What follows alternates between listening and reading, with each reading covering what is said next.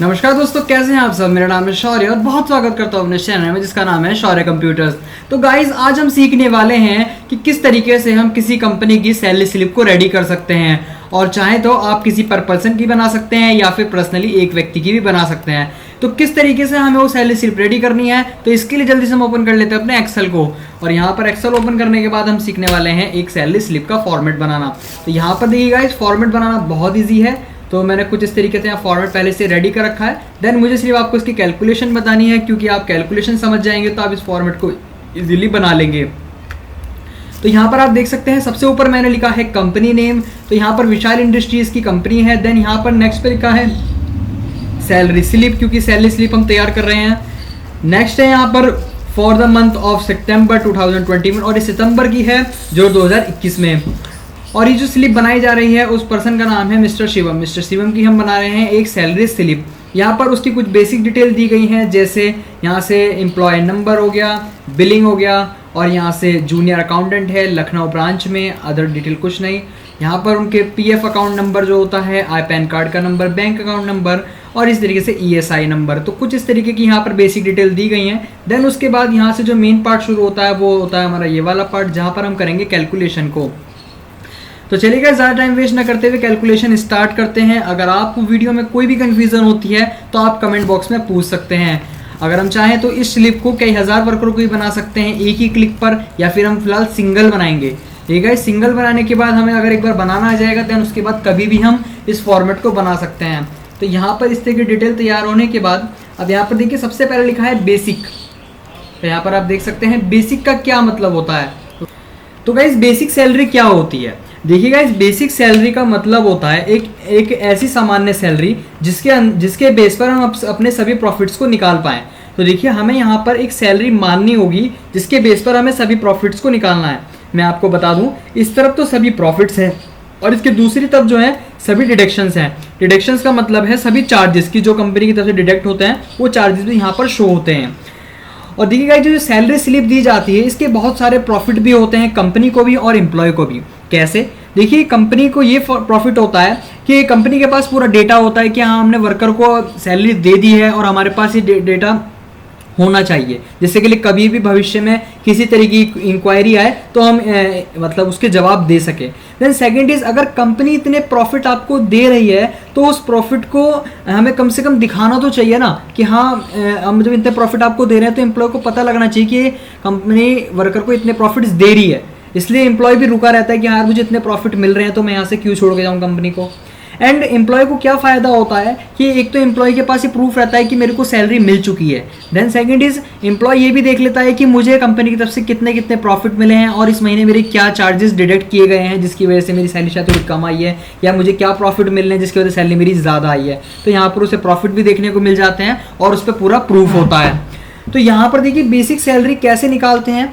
तो basic salary निकालने के लिए मान लीजिए किसी पर्सन की सैलरी 20,000 है और 20,000 उसकी कंप्लीट सैलरी है, बट लेकिन वो 20,000 उसकी बेसिक सैलरी नहीं कहलाएगी।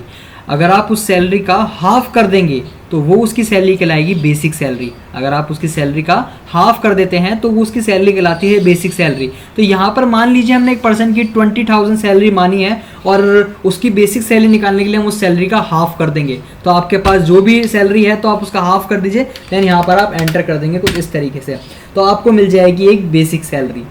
देन अब बेसिक सैलरी के बेस पे हमें निकालने हैं प्रॉफिट्स, जिसमें सबसे पहला प्रॉफिट होता है हमारा डीए, और डीए की फुल फॉर्म होती है डियरलेंस अलाउंसेंस। डियरलेंस अलाउंसेंस, इसे हिंदी में कहा जाता है महंगाई भत्ता, जो कंपनी अपने वर्कर को उसकी सैलरी में इंक्लूड करके देती है। और ये जो डीए मिलता है हमारी बेसिक सैलरी का 50% मिलता है। ये जो बेसिक सैलरी का डीए जो मिलता है हमारी सैलरी का टोटल 50% मिलता है। तो यहाँ पर अगर हमें डीए को निकालना है तो यहाँ पर हमें इस 10,000 का 50% ऐड करना होगा। तो लिखेंगे इजिकल्स टू, देन जो 10,000 लिखा है वो लिखा है B13, तो B13 इंटू 50 एंड परसेंट, और एंटर प्रेस कर देंगे तो यहाँ पर आपको मिल जाएगा 50%। उसके बाद आता है HRA। HRA की फुल फॉर्म होती है हाउस रेंट अलाउंसेंस। हाउस रेंट अलाउंसेंस, अगर आप कंपनी के काम से कहीं बाहर रह रहे हैं तो उसका पैसा आप नहीं देंगे, बल्कि कंपनी ही उसका सारा पैसा देगी, चाहे आप कहीं भी रह रहे हो। तो यहाँ पर जो HRA मिलता है, HRA मिलता है हमारी बेसिक सैलरी और DA को जोड़कर 20%, हमारी बेसिक सैलरी और डीए को जोड़कर 20%। वैसे मैं आपको बता दूं, आप जिस भी कंपनी में रहेंगे ये रेशो उसके अकॉर्डिंग भी हो सकता है, बट फिलहाल हम यहाँ पर एक रेशो मान के चल रहे हैं कि किस तरीके से निकलता है। तो यहाँ पर अब हमें क्या करना है, सबसे पहले निकालना है इसका 20%। तो यहाँ क्या करेंगे, equals to sum bracket start then B13 colon B14 और यहाँ पर कर देंगे ब्रैकेट क्लोज, और यहीं पे हैंड टू हैंड एक फॉर्मूला जब ब्रैकेट के अंदर लग चुका है, एक फॉर्मूला लगाना है ब्रैकेट के बाहर, तो इनटू 20% देन प्रेस कर देंगे एंटर। तो आपके सामने आ जाएगा HRA 20% of basic and DA salary.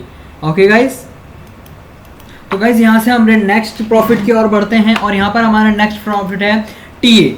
और गाइस टीए की फुल फॉर्म होती है ट्रैवलिंग अलाउंसेंस।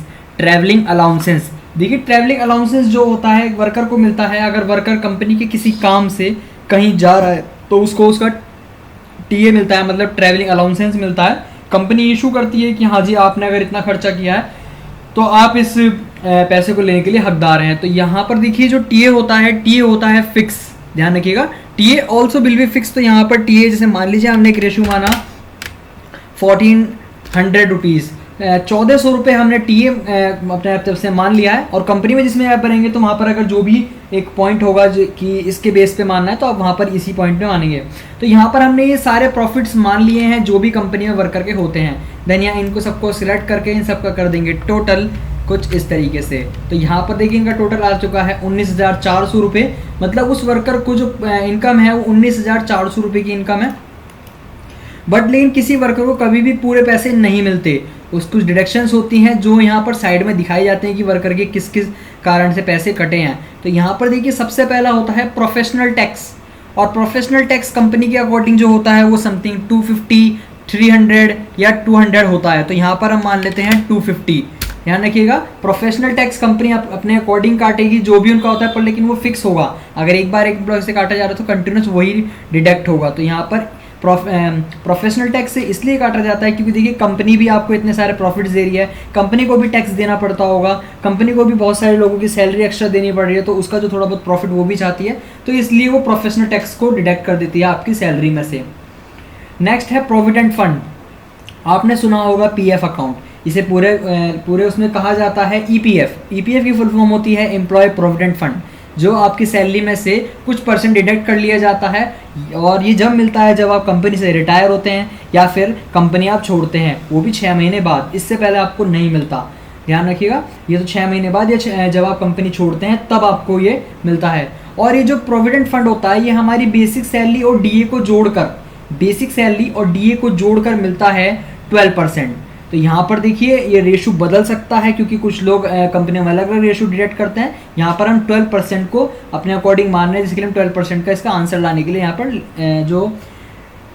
इसकी कैलकुलेशन कर सकें। तो यहाँ पर अब हमें क्या करना है, equals to sum bracket start B13 colon B14 और यहाँ ब्रैकेट कर देना है क्लोज।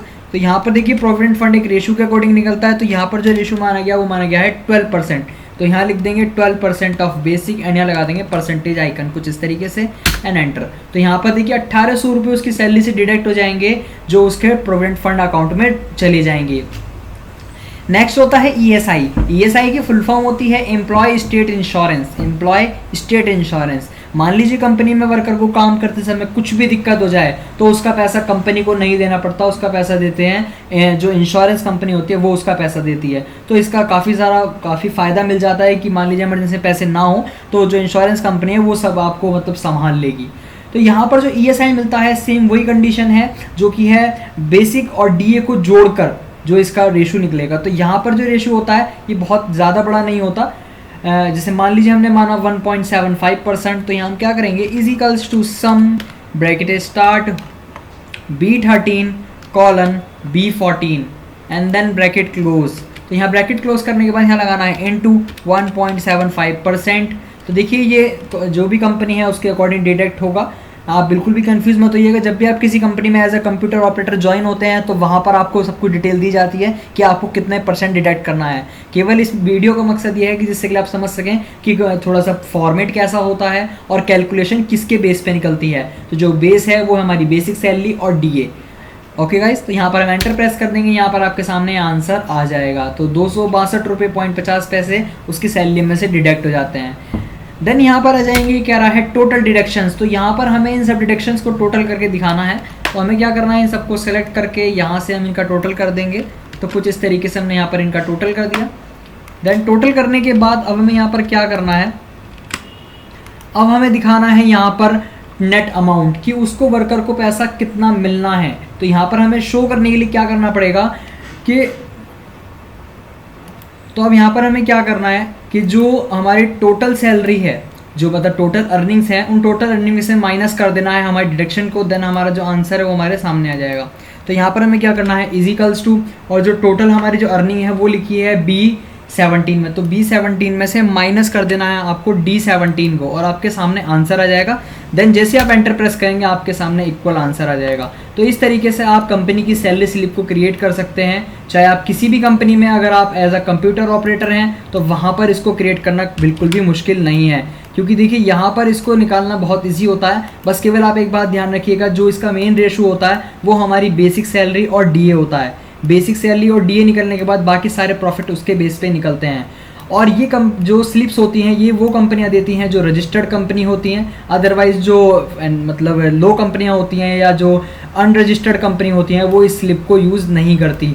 तो यहाँ पर अगर आप अगली वीडियो में चाहते हैं कि एक ही क्लिक पे आप कई हज़ार वर्करों की स्लिप तैयार करना, तो आप मुझे कमेंट बॉक्स में बता दीजिएगा। मैं आपको अगली वीडियो के अंदर बता दूंगा किस तरीके से आप 1000 वर्करों की सैलरी स्लिप 1 क्लिक पे कैसे रेडी कर सकते हैं। तो अभी इस वीडियो को देखने के लिए धन्यवाद दोस्तों, और आपका कोई भी क्वेश्चन हो तो कमेंट बॉक्स में पूछ लीजिएगा। Thank you.